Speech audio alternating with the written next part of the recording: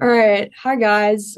Hi. Um, would you like to, I think we should probably start with maybe like just an overview of like introducing yourself, explaining your family's journey with hip dysplasia. So honestly, just like anything. Okay. I'm Meghan Kirby. And I'm Molly Kirby, Megan's mom. Megan, do you want to tell your journey? you can start. Okay, so Megan was diagnosed with bilateral hip dysplasia at age 4 months. She had her first open reduction surgery done at 6 months and her second open reduction done at 7 months. And then from there, spent 4 months in a spica cast. Prior to surgery, I should add that they tried to use a Plavix harness to correct Megan's dysplasia, but unfortunately her legs were too strong, so she had to go in for surgery. And then from that point on, just her yearly visits. I think we went every 6 months to once a year to every 2 years until Megan was like 10 or 11. And then the recent journey started.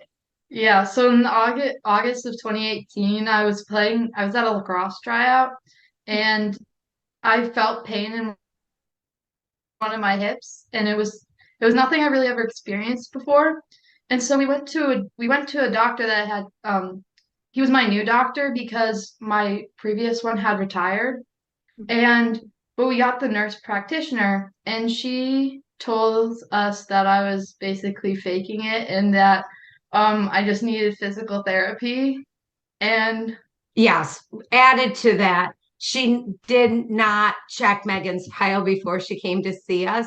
So when she came in, she didn't realize Megan had already been diagnosed with Mm. hip dysplasia at that point. So, yeah. and then and then my parents knew someone at Boston Children's Hospital who Yes. got us in with our doctor now. Yeah. So we decided at that point, there was nobody in the area that specialized in hips. Megan's original doctor was a doctor that specialized in hips.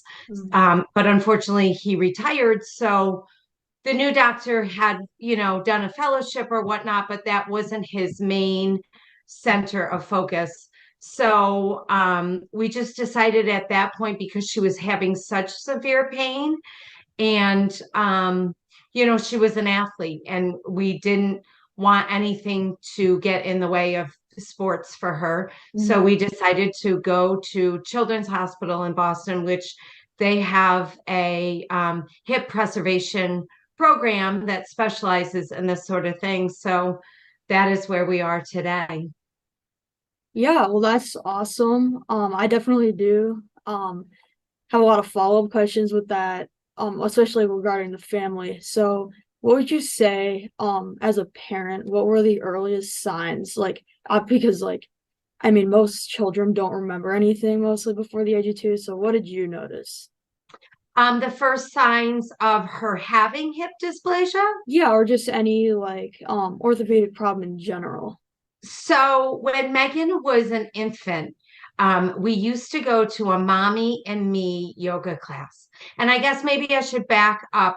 When we were at the hospital, one of the, you know, doctors that came in to check on Megan before she was released when she was born said to us that they thought that her hips were a little loose, but to double diaper her.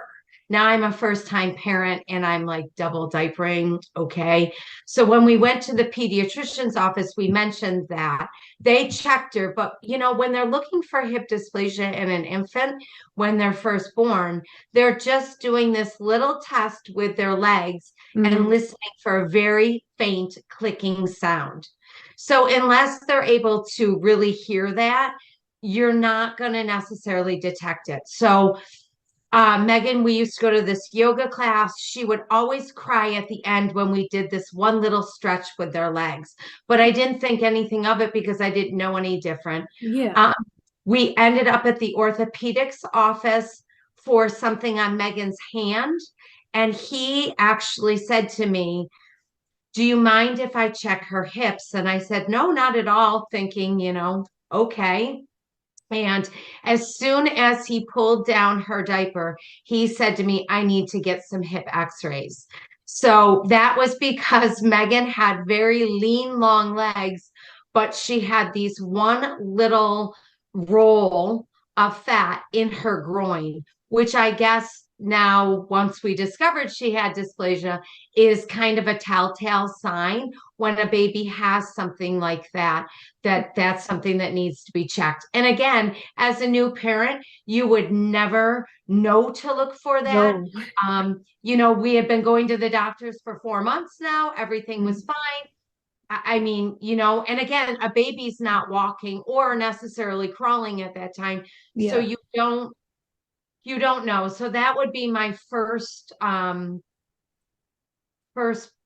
guess, recognition with the dysplasia. As far as when she was 10 and she was in pain, I will tell you one of the things I did notice in Megan was that she walked a little, like, I almost want to say like off kilter, like she was but I just always thought Megan was very tall for her age. And so I just kind of thought it was like a growing into her own body type thing, and didn't realize that it was really anything until she came to us and was, experiencing the pain.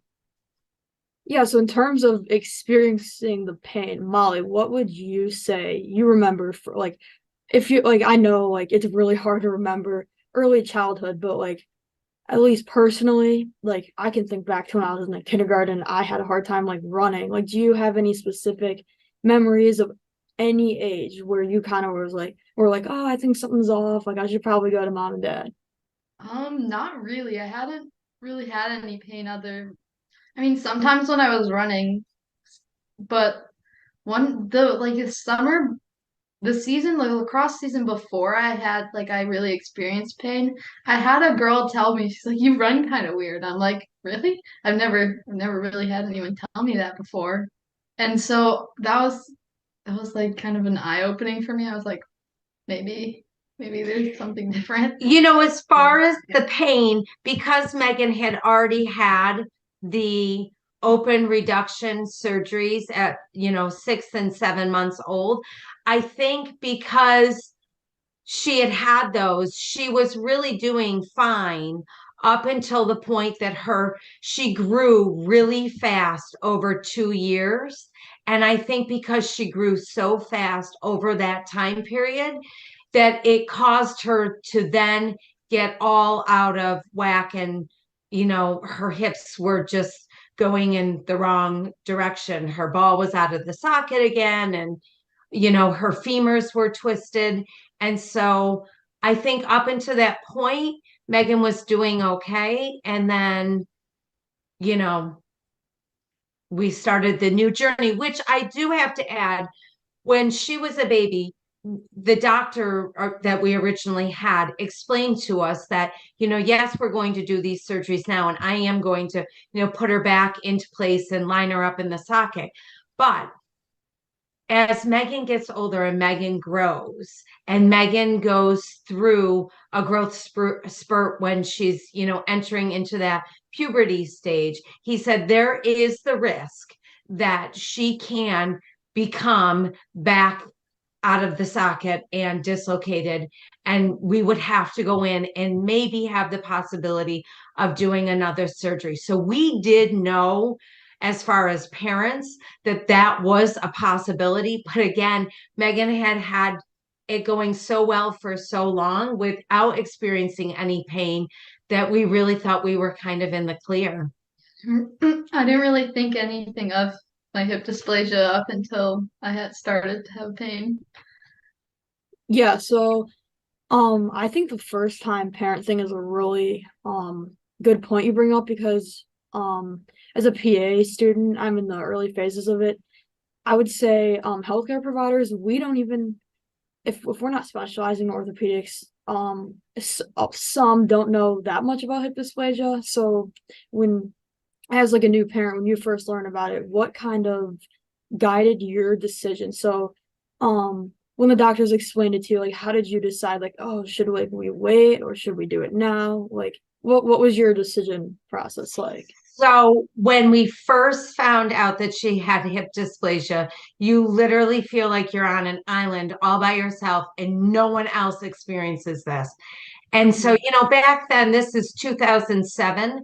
So it there weren't as many online communities as there are now. Yeah. And so, which I'm very jealous of in a way, but I was able to find a friend of a friend who their child had gone through this and kind of gave us some resources and tips, as far as because what you don't realize is when, especially Megan being in the spica cast, well, when your child's in a spica cast, you're not fitting into an infant carrier any longer. You're now in a big car seat. You can't fit in a normal standardized height chair. Different things that Megan would be able to do as a baby. She couldn't necessarily do the way that we thought she was going to do it. We had to kind of play around with the devices that we were giving as far as a stroller, a high chair, all those things. And our doctor really just kind of, I mean, we didn't know any difference. So when he Yeah. said, we're going to try the Plavix harness first, if it works, great, we'll go with it. If it doesn't, then we do need to do the open reduction because I need to go in and I need to put her back into the socket.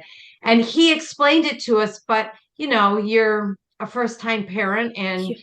you're just putting really, truly, and honestly all your faith into the doctor that's doing this. Mhm. As far as when we got to this point, and now she's older. And so we're really thinking, okay, this is not only for the present situation, but this is really going to affect Megan's future in the Mhm. long run. And that I think really was one of the reasons too for making us go to the specialist in Boston. He's really the best that there is in our eyes. Mhm. He started the program at Children's, and we were in good hands. But I will say, when we got there, again, Megan was 11 and we did not do surgery for a whole year Mhm. because of her growth. Like he tested her growth plates to see where she was in the growth process. Because in his eyes, he said, if you do it too soon, the surgeries, um, you will then she's going to continue growing, then we're going to have to go in and have to do more surgeries to fix Mhm. because we run the possibility of her coming back out of socket. So we waited a whole year, and then we got the okay to do the surgeries. And then from that point on, again, you just kind of put all your faith in the surgeons. Yeah. So Megan, do you remember anything from that period of time around the age of 10, 11? Like, obviously, like you're not like it's kind of hard for a child to understand. So, I mean, I guess in your eyes, like what did it feel like making those big decisions or helping make those big decisions at that age? I was a little scared and I was also a little confused because I didn't Mhm. understand why I had to wait to have surgery and I didn't understand like actually what was gonna happen. Yeah. And so I don't know, I just kind of like trusted my parents and the doctor. Yeah. Doctor is very, very forthcoming. So anytime we had a visit with him, so in that year period, Megan had multiple x-rays done, MRIs. We teamed up with the sports medicine doctor and she did a ultrasound in motion so they could really get a better picture. I mean, they were really trying to get all their information that they could get on Megan and Megan's situation before they did anything, any sort of surgery. But he was really good with explaining to Megan, like, okay, I'm going to perform a femoral osteotomy. This is what it entails. This is what the surgery is like. This is what the recovery is like. Um, I would say that he was really very open, and so that we kind of had as I say it, I'm laughing to myself, a clear picture. But I think anyone who has had surgery knows that they can tell you what it's going to be like, but then it really just is a whole different experience. Absolutely. Um, so when you like, so how did hip dysplasia, I mean, besides the family, because I know that has a huge impact on the family, like as a new mom and caregiver, but what about like school? Yeah, how did that affect school and any sort of extracurriculars, friendships, anything of that sort? So at first it was hard. It was really hard because I wasn't going to school at first because I had to spend 2 weeks alone, like at my house. And so I feel like I pushed a lot of people away because I was mad and I was angry because they could do things that I couldn't. Hmm. So I was a little jealous too. And after my surgery, it was COVID. Oh, So, at first everyone was at home, so it was fine, I guess, because I don't know, I just really was doing my work in my room, so I didn't really have to do much. But when we came back, it was hard. I had to figure out how to carry all my stuff with the crutches, and hmm. um I had to figure out how to like use the elevator and one time the elevator broke and so I had to have the assistant principal walk me up and down the stairs. And it was really weird. Everything really changed. So, Yeah, sitting in class, you often talk about that. oh yeah, I had to sit in the back of the classroom because I had to stand up at points because it would be uncomfortable. So yeah, I had to sit in the back and yeah. There's no sports when Megan, so that summer, that August that she was experiencing the pain, Megan was entering sixth grade. So for the all of sixth grade, she was out of sports while we waited to determine when surgery was. So she was out for that whole year with sports, which, really for young kids, that's their social piece of their life. I mean, you spend all your time at sports practices, games, whatever. And so that was hard because we really were no longer doing that. Um, and then seventh grade, she had her first surgery was December. So she had her first surgery right before Christmas.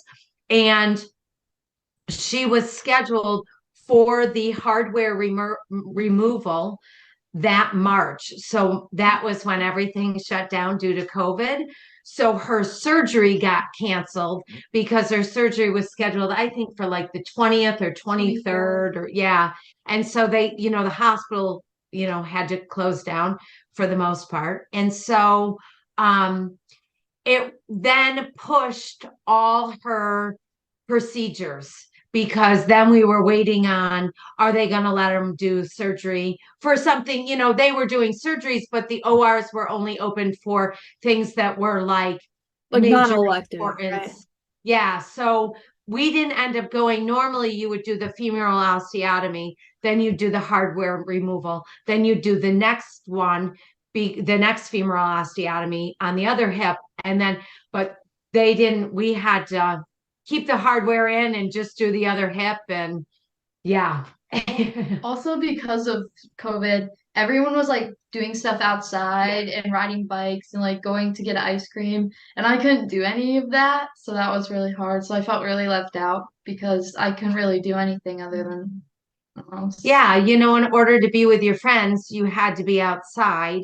And so they were doing, everything from riding bikes, jumping on trampolines, playing anything from tennis to soccer to baseball, anything that a group of kids could do outside. And unfortunately, because Megan spent 2 years really between a wheelchair and crutches And a cane. and a cane. Yeah. So what would you say? I know like you mentioned some adaptation like accommodations that you received at school. What was the like what would you recommend for any family or student in that kind of situation? Like what helped you? What really helped me was my neighbor. She's one of my best friends, and she would help me out. She would like push me around, and she would help me go to the nurse's office and stuff. So I'd recommend getting, I don't know, not getting someone like that, but like having someone to help you Mhm. because it's hard. It's really hard to try to figure out how to get around. And I would also recommend like asking people in the school, like a lot of the teachers, if you just tell them what's going on, they're really accommodating. So they'll like put you in the back of the classroom so you can stand up if you're uncomfortable. They'll let you leave class. I had to leave class a couple minutes early so I could get to my next class without like being run into in the hallways. So I would just ask people, and Yeah, the nurses are really helpful too. yeah, I would say from a parent perspective, as soon as you know when your surgery date is, notify the school. I contacted the school counselor as well as the principal and just gave them a heads up. They asked me to come in and speak with them just to give them kind of a little more information on what Meghan was going to need. The middle school for us was 2 floors. It's an old building. And so lucky we were to have an elevator, but sometimes wasn't in working condition. Um, but just letting them know, okay, Megan's going to be, everything from missing school, how much school she's going to need to miss. They were able to set her up for those 2.5 weeks with a tutor, which was extremely helpful and kept Megan on track with her schoolwork. And then just making sure that the teachers on the team that Megan was on were aware that, she would be missing. Again, we traveled from upstate New York to go to Boston for doctor's appointments, and we were going once a month for those doctor's appointments. So, there were times when she was missing school. Everyone, I have to say, once we notified everybody what the situation was and making sure that everybody knew what was going on with Meghan, everyone was really super helpful as far as, allowing her to leave class a couple minutes early. As far as picking up, allowing me to pull in a lot that, not every parent pulls into. Yeah, I mean, just notifying and making people aware of the situation so that they can help out, be a help to Meghan, but also outside of the physical piece of the surgery, there's a huge piece with the mental health aspect. Mhm. And just making them aware, if you see Meghan and she seems a little down, like just kind of engage her and see what's going on. I mean, again, I think being a middle schooler, a tween, 12, 13, 14 years old and going through this, and not being able to participate in gym class, so outside of the outside activities she couldn't participate in gym for 3 years. So she became like the gym teacher's assistant, which is really kind of cute now because they have a nice little relationship. But just making sure that she was included in something with other kids so that she wasn't losing that social aspect. Yeah, that's a huge part of it too, and I'm glad you guys mentioned that. So Megan, what would you say emotionally did you find most helpful? And that can be school, home, because honestly, like as someone who's going through that now, everything affects it, and you never realize that. What would you say is most helpful for you emotionally? I got a therapist. Yeah. That's Um, awesome. yeah. So I don't that was probably most helpful for me because before I was very off. Yeah. Everything would cut me off because people would like look at me funny because you can't really see what's going on. You don't have a cast, so they would just like look at you like you're faking it. So that was Mhm. really hard. And also, I got a journal, and Also, I found that to be really helpful, like just writing in it to like Yeah. what was happening and what I was feeling at the moment, I guess. what about like with friends? The friends that you did choose to keep in your circle, because I understand that there are some people that when you go through this kind of thing, um, unfortunately people do fall away, but that's not always a bad thing because it kind of reveals people's true colors. But anyone you still have close relationships with, what like if they like especially during COVID and even now, if they're, for example, riding bikes, like what were you able to do that made you feel included, like in social settings? Um, at points that I could walk, I Yeah. felt like I felt included because sometimes instead of going on a bike ride, we would just walk in to like places, and I would have a cane, but I could still walk around with them. So that was definitely helpful. And I mean, just doing stuff that aren't like moving, a lot of movement. Yeah. They would they would try to include me in that way. I feel like, yeah. Yeah, I think, at that age they like to do things like, we live in a town that has like a little small area that they can walk around in, and there's, everything from like a Starbucks to like a little place they can eat lunch to an ice cream place. So I think, when the kids would say like we're gonna go or we're gonna ride our bikes, Megan might meet them there. We might drive her and drop her off. I think too, going to the mall, that's another favorite thing to do at that age, Mhm. go and walk around the mall and meet up with people. And she'd be able to go. They would always invite her to go. She'd be able to go, but she'd know enough when, like, again, after those surgeries, your body's not 100%. Get tired. So she would get tired really easily. So they And just wait. So it yeah, was nice that part of it too. And I think the friends that stayed in the group and understood what she was going through, I think that they were able to say, like, okay, Megan's getting a little tired right now. So, let's sit down and grab a drink at Starbucks in the mall. And they would sit and rest for a little while. Like Mhm. people would be in tune to what Megan could and couldn't do. Um, so I think, yeah, you said that statement about true colors. I definitely think Megan found that in people. yeah. Yeah, so both like individually and as a family, what oh my gosh, I'm sorry. What is like the most important and impactful thing you think you've gained from this experience? And it's definitely a lifelong experience. So what do you think what oh my gosh, what are the positives of the situation? Is a better way to put it. Um, I got to know myself a lot better. Like I figured out what I wanted to do in my life. Um I don't yeah. Yeah. And I feel like as a family, I feel like it brought us closer Mhm. because my brother wouldn't come with us to like the hospital, so he was always like really worried. So when I was home, he would like, just be Be nice to around. her. Yeah. Yeah, be around. I definitely think that about coming closer. I think that so again, Megan has a younger brother.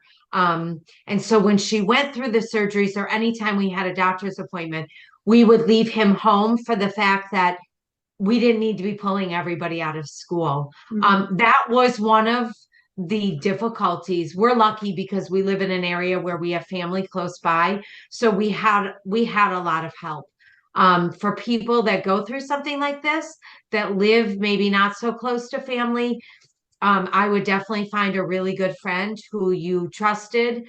Because not only does Megan have a brother, but we also have a dog. Oh. So we needed to, make sure that they were being taken care of so that we could care for Megan. I mean, when you have a big surgery like that, that was a very long recovery. And again, she had two of those. Um, it's a lot. So just having like a support system around you, but I do think that it brought us closer as a family. We spent a lot of time, I mean, outside of COVID, because everybody was home at that time, but we spent a lot of time at home together. So we learned to do different things with each other, to just kind of keep people entertained and not necessarily on their phones and electronic devices. I would say that One of the biggest challenges for Meghan being home after the surgeries was, just we laugh because our basement now looks like, we could be a supply store for like anyone going to the hospital. I mean, Nursing home. you gain anything from like crutches, a wheelchair, a commode, a Yeah. shower chair, like things you don't think of. That would be something I would too add as far as preparing for the surgery. Make sure that you've got all those things lined up.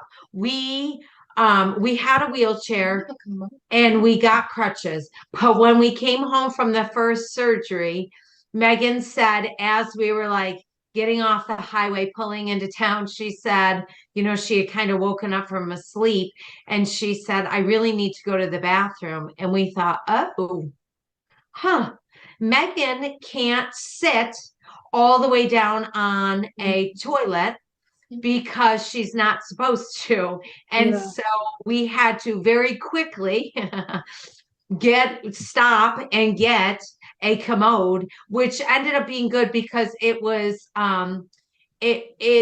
one that we could use. It actually is a commode shower chair. We didn't use it as that because we had gotten a shower chair. So we were able to separate the two. But yeah, I mean, you definitely need to be prepared. When you leave the hospital, ask your doctor or nurse. Our doctor was wonderful, but for supplies, because you're going to be changing bandages, you're going to need tape, you're going to need specific bandages they're going to want you to cover with. Um, just the little things, I would definitely make sure that people had that. But yeah, I mean, it's an experience. I mean, Meghan for the first couple of weeks could not move without myself or her father moving her in the chair. So she would come down the stairs one time in the morning and she'd go up the stairs one time in the evening. Yep. So I mean, it's really it rearranges your life. We were not ever leaving Meghan home alone at any point during that recovery because she just couldn't get around. She needed somebody to help her get around for a good, I'd say 2 to 3 weeks we did that. Yeah. I think also personally, I feel like over time I had my self-confidence grew a lot because I had to learn to like not be bothered when people stared or like we belonged to a country club, so we would go to the pool and people would like look at my scars and I would have to learn to like be okay with that and learn to love like my scars and like what Right. I've been through. Mhm. So I feel like my self-confidence grew because like I had to I was walking funny too, so I had to be not bothered by um people looking or like I don't know, thinking it was weird that I was walking so funny. But Well, it took a long time. Well, and too, Meghan, you have to remember Meghan's in middle school at the time. So, as we know, middle school kids have no filter, right? And so, some of the kids, like Meghan had this one friend, he actually is a good friend, but he would call her, what did he call you, a robot or something? Oh yeah. Because she had metal, because she Mhm. had these plates in. And so, he thought he was being funny, but, really, it kind of hits hard at home.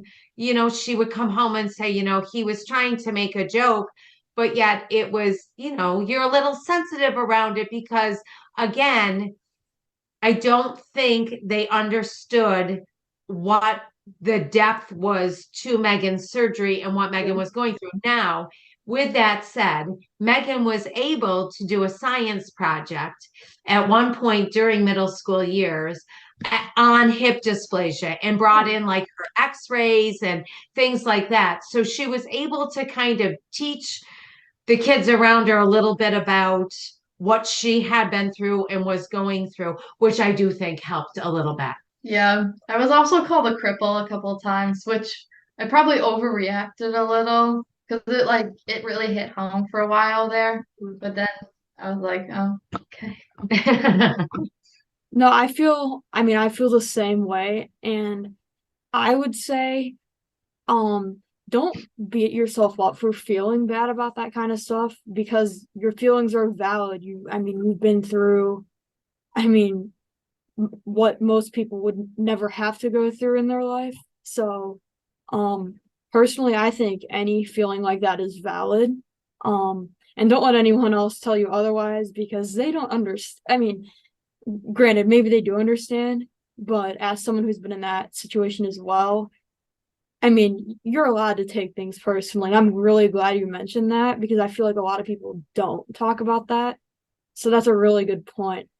As caregivers around the house, how did you guys kind of like, I don't want to say determine like roles, but I mean, I like the point about going downstairs once and upstairs once because that was my life for 3 months straight. Totally Yeah. relatable. So how did that change like your work schedule, like as a parent? Well, luckily, I work at a school. So because of COVID, we were shut down. So that was nice because I was able to be home. But I was able also at school to, when I knew in the beginning of that school year, we knew like that August before school started that Megan was going to do these surgeries. So I was able to go in and say like, I've got to go part-time. It's not going to work for me to be here full-time because again, I didn't know recovery wise how long I would have to be out. So I actually stepped back a little bit from school that first year so that it made it easier for me to be home, not knowing that we'd be shut down with COVID. But once she had that first surgery and we got through like that first month and she was able, we timed it kind of well because she had this surgery, I think like December 6th or 7th. And then break. and then we had that year, we had like a week and a half break from school. So it was good timing. And then she was able to go back after break, in a wheelchair and maneuver around the school.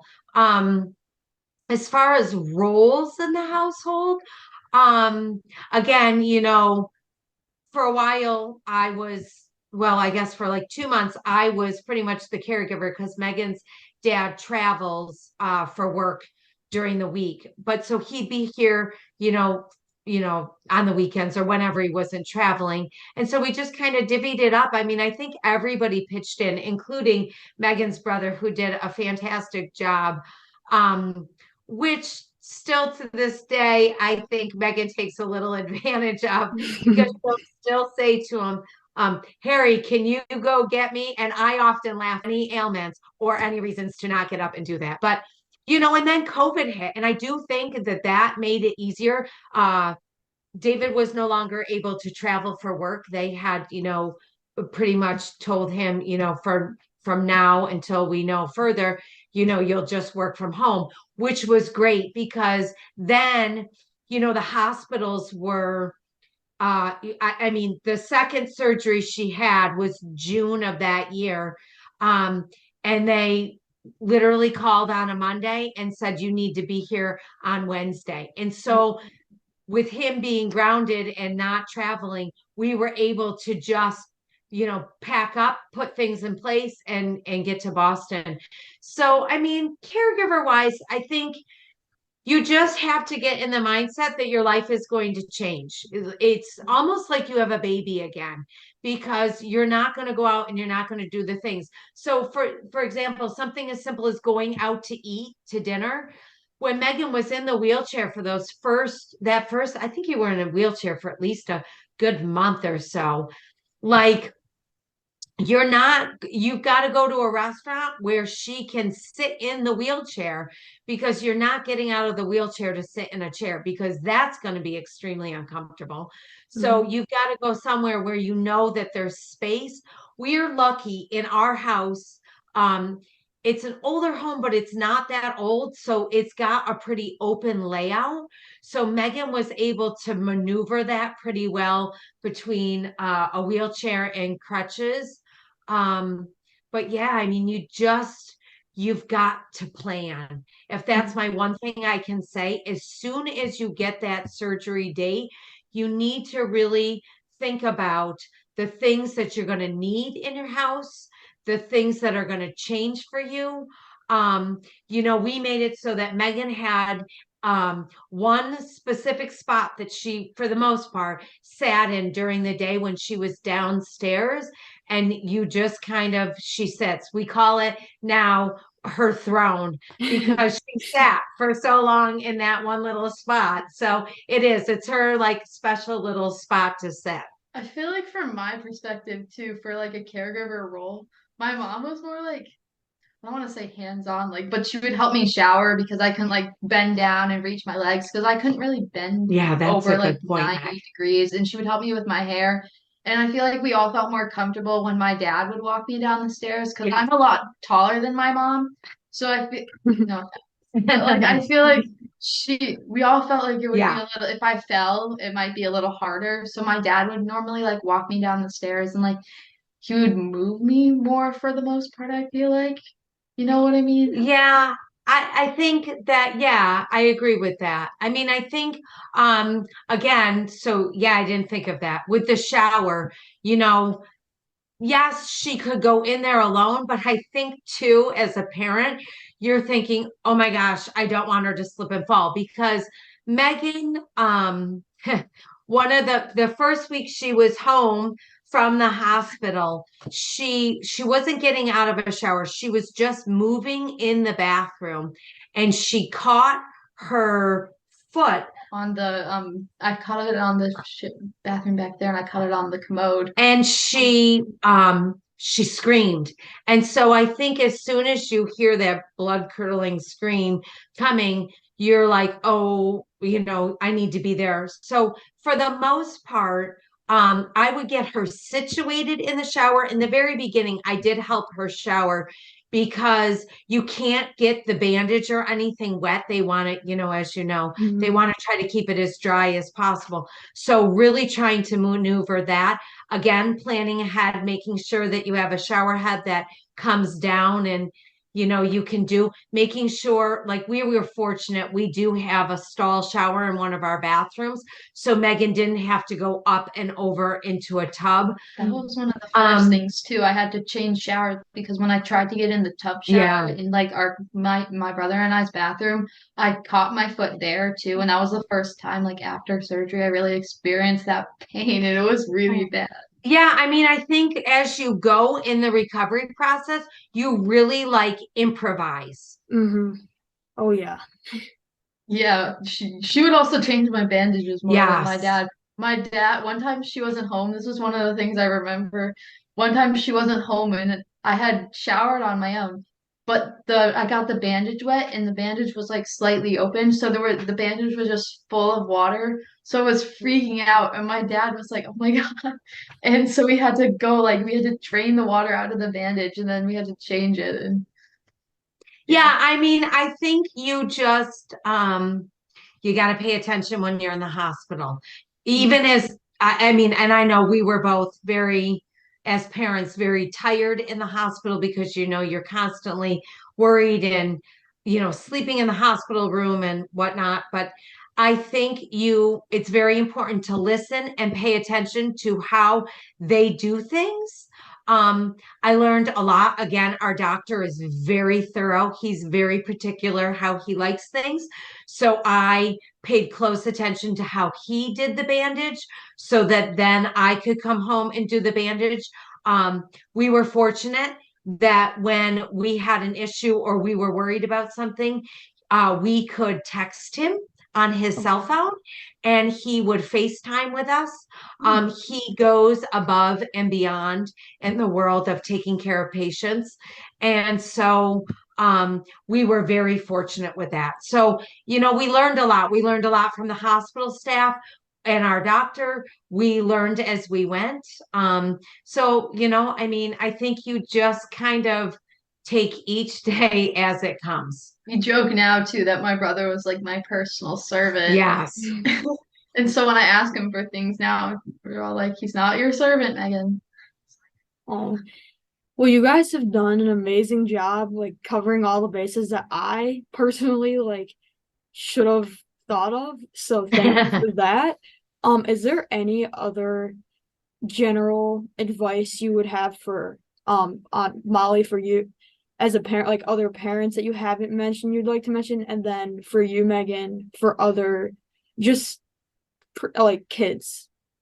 Yeah, I would say, um, as a parent, if you think something is wrong before you even get a diagnosis, go get more than one opinion.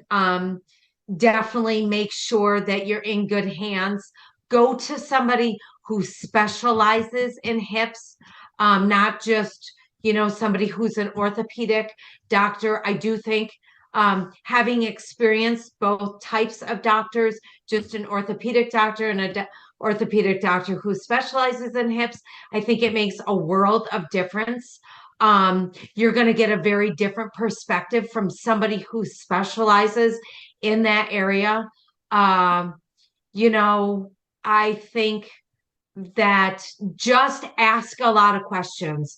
Ask a lot of questions. If our very first doctor was very smart. He was very good at what he did. But sometimes he would talk up here and we would be down here. And so we would say to him after he was done giving us, a spiel, we would say, okay, can you now bring it down to our level, which he Mm-hmm. would do. I do think that that's one of the differences now with our current doctor. He's very on the same playing field. He is extremely intelligent. He's extremely good at what he does, but at the same time, he's able to talk to both the parent and the child, which makes a world of difference. So I would definitely get a doctor that you feel comfortable with. I never once questioned anything that he said to us because we felt so comfortable with him. I would also say for like a kid, I would just say ask for help because like not only like I'm very stubborn, so most of the time it would take a lot for me to ask for someone else's help with like if I need help getting around or I dropped something at school and I need someone to pick it up, I would ask for help. But also like you feel very lost. No one warns you about the mental part, I feel like. And so like ask for help in that aspect too, because it makes a world of difference. And I don't know, there's a lot that can be said about that. I would also say that Megan waited to tell anyone that she was feeling this pain because she didn't want to miss out on the sport part of what she was doing. So she waited probably a good year before she really kind of spoke up and said, I'm having a lot of pain. This is really uncomfortable. We did not know that as parents until we got to the doctor and he asked the question, Megan, how long have you been experiencing this? And then she answered something like 2 years. And, we were like, so Yeah. and I think Megan can agree with this. If you're experiencing pain, speak, tell someone, don't wait, because I think it adds more frustration on the child's. She was in pain trying to play a sport and nobody knew. Again, hip dysplasia isn't something anybody can see. Yep. And so I do think that she was experiencing something and nobody else knew she was experiencing it. So I think Megan could say that too. Like, as soon as you're feeling the pain, speak, say something, tell a parent, tell a doctor, tell an adult somewhere. Yeah. Was there anything else you guys would like to add? It could be anything because you guys have, I mean, a wonderful resource. I mean, amazing things that most people don't think about. Um, I think the mental health piece is huge. And I Yes. think that's with any age that you're going through surgery. I think everyone should do that. Somebody had mentioned it to me, and I was like, oh, because again, as a parent, you're thinking, you know, completely physical aspect. How is she going to recover? How are we going to get her around? You're just in that mindset. So I definitely think the mental health piece is big. I feel like also finding someone who's experienced it before and that you can talk to Yes. about it so you don't feel so like lost and alone. That would have helped a lot for me, I feel like. And I think so in that year that Megan was in sixth grade prior to surgery, they had her going to a physical therapist and a strength trainer to build up strength and to get, fully healthy so that she could be top-notch shape before surgery, which made a world of difference. I would recommend that. Making sure that you were in good physical shape between physical therapy and even strength training prior to surgery, because it really makes a difference in the recovery aspect. And then just staying with that after recovery. Megan still now does PT and strength training. Some of it is because the doctor is asking her to do that, the orthopedic surgeon, but also some of it is just on her own, just to keep going. And it's made a huge difference. Last spring Megan was cleared to do sports, actually a year ago, fall. And just watching in that year's time frame how much she's gotten stronger. And I mean, right now, I really, as a parent, look at her and watch her doing different activities. And, I think, wow, she's come such a long way. But I think because she had all those little things to help her along the way, it made a difference. So invest your time and your effort into doing the physical therapy and the strength training afterwards. It'll get you back to normal or your new normal faster. I also think like do something fun with like the crutches or the wheelchair help like cheer you up a lot. I think Yeah. like for the 4th of July one year we decorated my wheelchair and so that cheered me up and made me feel like less left out, I guess. So I was like involved and wait, right? I don't know when like after my doctor recommended after surgery for because felt nauseous for after the first three because I had to like the last three because I had to leave the hospital early Yeah. because of COVID. White rice was like my meal of choice. So I would recommend that for anyone who feels nauseous after A surgery. good point. Yeah, and again, speak up. Like if you're not feeling well, speak up, tell somebody because we got all the way home and Megan was really sick. And so, I know now they keep you in the hospital a little longer because we're back to normal protocols. But if you're not feeling well, tell somebody because surgery, it's a big trauma to your body and you need to make people aware of how you feel. Megan did a very good job. I can compliment her on that. She did a very good job of speaking up and saying, this doesn't feel right, or I don't feel good, or, and again, everybody goes through surgery and recovers differently. So you just have to listen to your own body. Also finding something you like to do when you can't Yes. like do some like other things that you used to, like finding something new. Like I had like to read for a while, but then I didn't really read anymore. And then when I had surgery, I feel like I read more. And like I liked puzzles Yeah. and yeah, Yeah. that Things to keep you busy when you're in the recovery process. Um, finding different things other than just maybe watching TV or, Megan did, yeah, puzzles. She read a lot. One of her friends brought her, what was it, like a sewing or a knitting kit. oh So yeah, it she was like learned this how little to knitting knit, kit. different things that would keep you active so you're not feeling so bored. And then, that boredom turns into depression. Mhm. So yeah, but I think that's it. What do you think? No, Yeah. yeah. Yeah. Yeah, I want to thank you guys both so much for your time and your wonderful insights. As a mom and daughter pair, and obviously like the rest of the family, I think this is gonna help so many people. I mean, thank you guys so much, and I wish you guys the best of luck and the rest of the road ahead. Thank you Thank so you. much, Danielle.